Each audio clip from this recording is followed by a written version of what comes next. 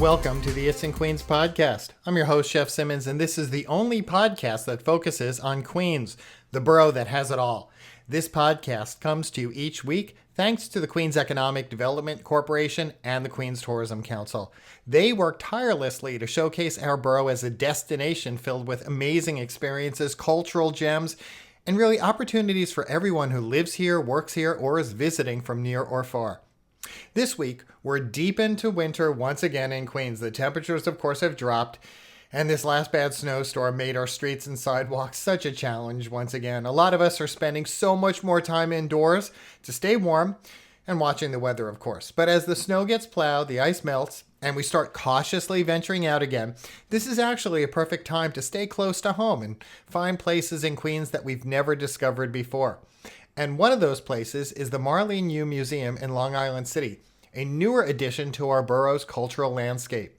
This museum is dedicated to the life's work of artist Marlene Yu, whose large-scale abstract paintings are inspired by nature and environmental themes. Think mural-sized canvases that evoke rainforests and icebergs and oceans and other forces of nature. The museum's mission is to preserve and present Yu's decades-long body of work, and it is a space where environmental awareness and contemporary art come together. It's already become a hub for exhibitions, talks, and programming that connect people to nature in a very visual, immersive way.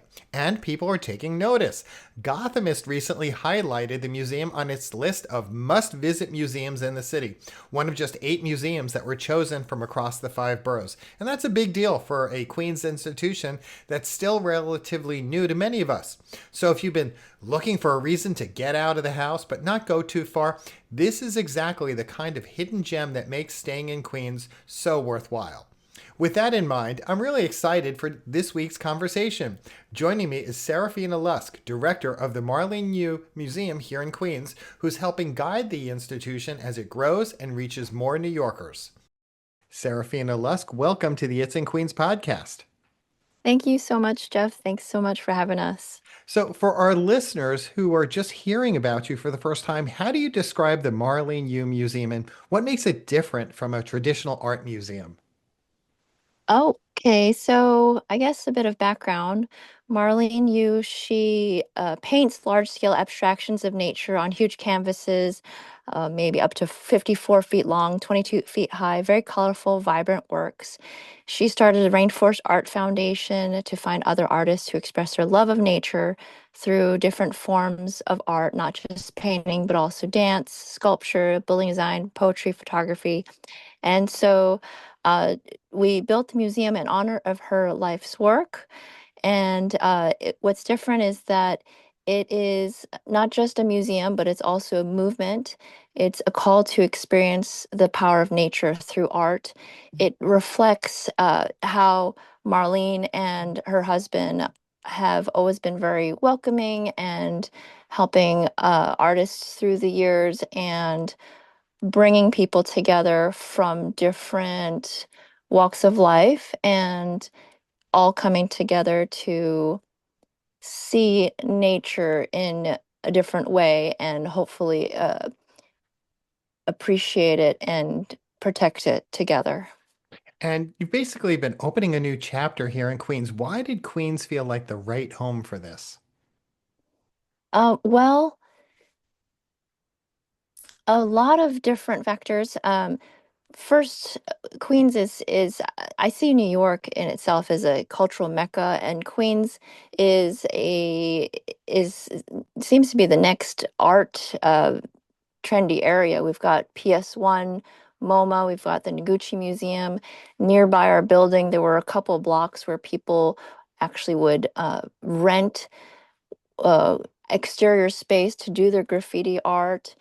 There's also across Northern Boulevard, there is what was the Brooklyn uh, uh, Grange rooftop farm and is now the Boys and Girls Club. So it's and we see uh, more art interests there. And Marlene and James, my so he has had a lot of experience in transforming what are now the beyond trendy art areas of New York. So he's transformed some buildings and blocks of Soho, Dumbo, Tribeca, and Chelsea, and this seemed like the next good area, and um, so Oh, and I'm with you. yeah. It just what I love is that people who don't know Queens might not know exactly what you talked about, which is there's a lot of thriving art opportunities here and cultural opportunities in Queens. I'm really I wanted people to I want to illustrate. I want to create that picture in people's mind when they step into the museum for the first time. What are some of the things that they'll see and that they'll encounter, and what do they reveal about Marlene Yu's vision? Uh, okay, so when you step into the museum, these works are expansive, and ha- through the years, they've been displayed in different ways. They give perspective kind of on you could see it concurrently at like bird's eye view or immersed in the the medium or on a microscopic level. It's interpretive. She works on the borderline of abstraction and realism. It's kind of reflective of when she grew up in Taiwan and grew up in nature. And so she brings on canvas and through the years has realized how important the environmental concern is and it's brought together. And I've worked with a number of culturals over the year, and it's not just about displaying a piece of work. It's about also the atmosphere and the scale and the physicality. And from what I understand, she created more than around 6,000 works and painted on these giant canvases. How's that scale and the physicality of her work shape the way that you present the collection at the museum? So I guess I have to give some background to this. So Marlene is my mother and James is my father, and they have always kind of thought big, think big, and when they met at University of Colorado in Boulder, and she was doing her Master's of Fine Arts, and then he was doing his undergrad in architecture and business. And then they got married there and they set off to New York and said, "We're going to show Marlene's art to the world." So they started off in Staten Island and then I think some different places, but then they were in Soho for a long time before Soho became Soho. So they were involved in what is now known as creative placemaking before it became a term. And they loved this block in the heart of Soho and they approached the owner. It was not for sale. Um, and so back then, co-ops were popular. Now it's condos. So they bought this building and sold off the different floors. And they got stuck with an 8,000 square foot penthouse loft in the heart of Soho for over 40 years. And across the street was a store called Think Big, and I think it just kind of reflects that they think big. They're very magnanimous people. They like to build things, like create something out of nothing. They're do-it-yourselfers, and they put a lot of heart into what they do. And I think it's their vision that they will imagine these spaces and then they will tear down walls and just open things up. And so that just kind of but even before that, I think when Marlene first came to New York and she had her first show with the Cerberus Gallery in Madison Avenue, and she was interviewed by Barbara Walters back then, she was already working in large scale. I'm not sure how she got to have that big vision, but combined with James, they're able to present the works in such a way that there's this loftiness. You step in and it's like, wow, there's a wow factor. I like to take videos as people coming into the U Art studio and see their reactions. That's So great. it's kind of fun. She's considered a pioneer of the green movement in visual arts. I'd love for you to just talk a little about that and how that environmental focus emerged, because I think that also makes this so distinctive. as we've seen this winter, there's a lot going on in the world, and I'm based in Louisiana, and we see the effects of the climate crisis firsthand. When there is a storm, we lose power. We've lost water in the freeze with the water mains, and it's very real. I really feel like it's since 2020, it's become more severe.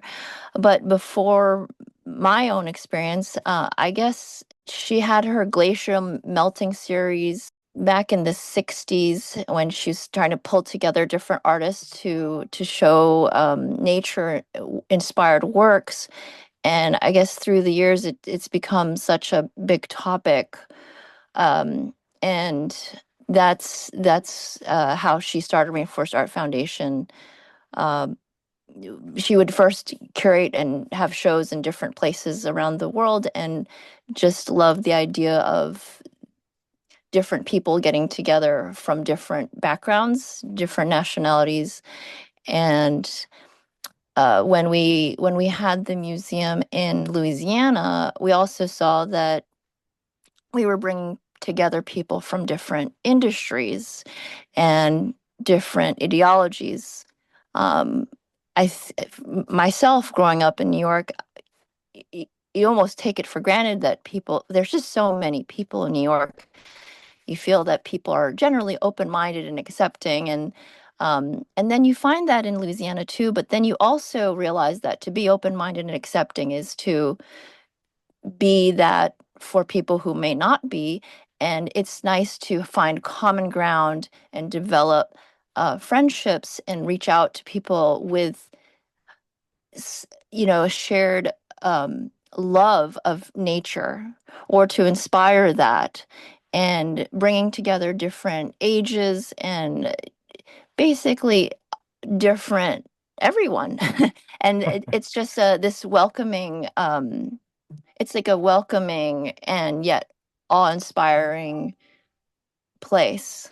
You mentioned nature, and I'd love for you to talk briefly about a specific series like Forces of Nature, Sure. and how a visitor might experience a series like that. Okay, so she has so many series as part of the Forces of Nature. Um, and it may be taking avalanches, underwater coral, caves, galaxy, Milky Way. Uh, She has series called Mushroom Cloud, uh, Aspen Leaves, Concave Veil, Molten Lava, and then also movements, sweep and splash, turquoise floating. There's a couple of at least a couple of series that were inspired by movies, such as Jurassic Park with the DNA and the mosquito Oh, and the yes. amber, and then also Emerald Forest is probably a lesser known movie, but it's about a boy who got lost on a construction site. It's based on a true story. He was raised by natives and then sought to find his biological family by scaling a building. Um, so there's also personification of some of the nature in her works. In the Forces of Nature, she talks about the spirit of the universe, the angry and quiet moods. And then we see that also so Forces of Nature is her main series, and with all these uh, different parts of Forces of Nature series within it. Then we also see that personification of nature in her minor series. It's called the Dream series, uh, she uh, where there are so the other ones are all about nature. This one has actually female figures, or torsos, surrounded by animals that symbolize the male. So this was just a 3-year time period in her very long career where she did something quite different. And when she brought it back to Taiwan, it was kind of a shocker with the nudes. But anyway, it's we see the main thing that she does is about the nature, about the forces of nature that we see, and yeah, you'll see in some of her titles that there's some personification, like the dancing coral and March of the Icebergs. I guess that's also inspired by another movie. And beyond her own paintings, of course, I want to make sure that you have an Mhm. opportunity to highlight any other programs, anything else that might be happening from March on this year, because I would love to get people in the door. And sometimes they want to attend a program versus just experience the artwork. I think a great way to get plugged in is we have a membership to keep posted when we have events and exhibitions and also artist calls. We are opening up the space as a wedding venue, and we're looking for sponsors for exhibitions. So there's a lot going on. I think that's Yeah. fantastic as a wedding venue. Given the way you've described the expansiveness of the artwork, I could just imagine how beautiful that room will look. Yes, and it's just there's so many possibilities. It's wonderful. We also have a fashion line we will reintroduce to this new location, and that is based on her artwork to make the art more accessible to more people that they can take it home and wear it out. So we've had some fashion shows and different types of exhibitions related to some of our fundraising events. So I guess a great way is to sign up online on our website, www.marlenumuseum.org. And we're at 3658 37th Street in Long Island City, New York, which is one block from the 36th Street station, the RM, and that's two stops from the 59th Street in Manhattan. Very, very accessible. Repeat that website again for anyone who's listening. MarleneUmuseum.org. Seraphina Lusk, I want to thank you so much for appearing here on the. As you just heard, this museum is more than a gallery of paintings. It's a living, evolving space where Marlene Yu's ongoing work, her environmental advocacy, and community program all come together. And if you visit, you're going to see everything from smaller pieces to massive canvases that can stretch over 50 feet with bold colors and sweeping brushstrokes that really surround you in these nature inspired environments. And the best part, you don't have to leave Queens to experience it. The museum is located on 37th Street in Long Island City, placing it right within reach of so many neighborhoods by subway, bus, or even a short walk if you live nearby. It is exactly the kind of destination that reminds us how much culture is tucked into our borough's side streets and industrial blocks, spots you might have just passed by 100 times without realizing there's a world-class museum inside. Now, if you're looking for even more ideas of what to do this month or next, well, we have you covered. That's where Rob Mackay comes in. He's with the Queens Economic Development Corporation and the Queens Tourism Council. And each and every week, he highlights several of the more exciting events that are happening in Queens. Here's this week's report.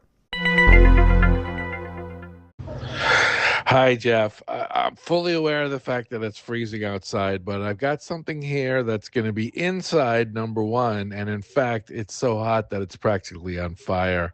Thalia Spanish Theater, which is located in Sunnyside, is about to host Tango Mania or Tango Mania from March 5th to March 29th.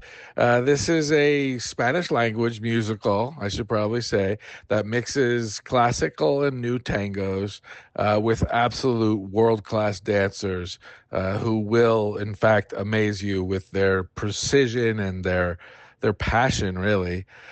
Tickets are a bit expensive at $55, but there are various discounts. And performances are on Thursdays, Fridays, Saturdays, and Sundays, so there are a lot of chances to see it.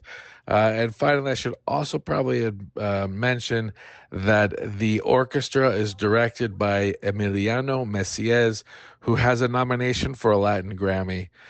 So it's really great stuff, and it's all indoors. It will warm your heart. Thanks. Thanks, Rob. That's just a few of the things that are happening in our borough. We're in the heart of winter. It's cold, it's slushy, the sidewalks can really be messy, but life does not stop. We still have to get to work, keep our businesses running, and for many of us, find things for our kids to do so they're not bouncing off the walls at home. So this season, instead of just rushing from home to the office and back again, think about adding one more stop into your routine: a museum, a gallery, a performance space, or a cultural center right here in Queens. Now remember, the place to go and discover everything that's on the horizon in Queens is very easy to remember. It's at the It's in Queens website, and that website address is itsinqueens.com. And if you're interested in more business-related news, how to help your business or friends or family members, make a point to visit the Queens Economic Development Corporation's website at queensny.org. And when you're there, sign up for the newsletter. When you visit any place in Queens, maybe the Marlene Museum, maybe another spot you've never tried before, snap some photos and share them with us. Make sure to tag us on Instagram or X and use the hashtag #It'sInQueens. Who knows? Your photo could become our photo of the week, and you might inspire someone else to explore a new corner of the borough. I'm your host, Jeff Simmons, and that's it for this week's It's in Queens podcast. Stay safe, stay warm as you navigate this winter, and please don't forget to look around and appreciate the incredible culture, creativity, and community that makes Queens the borough that has it all.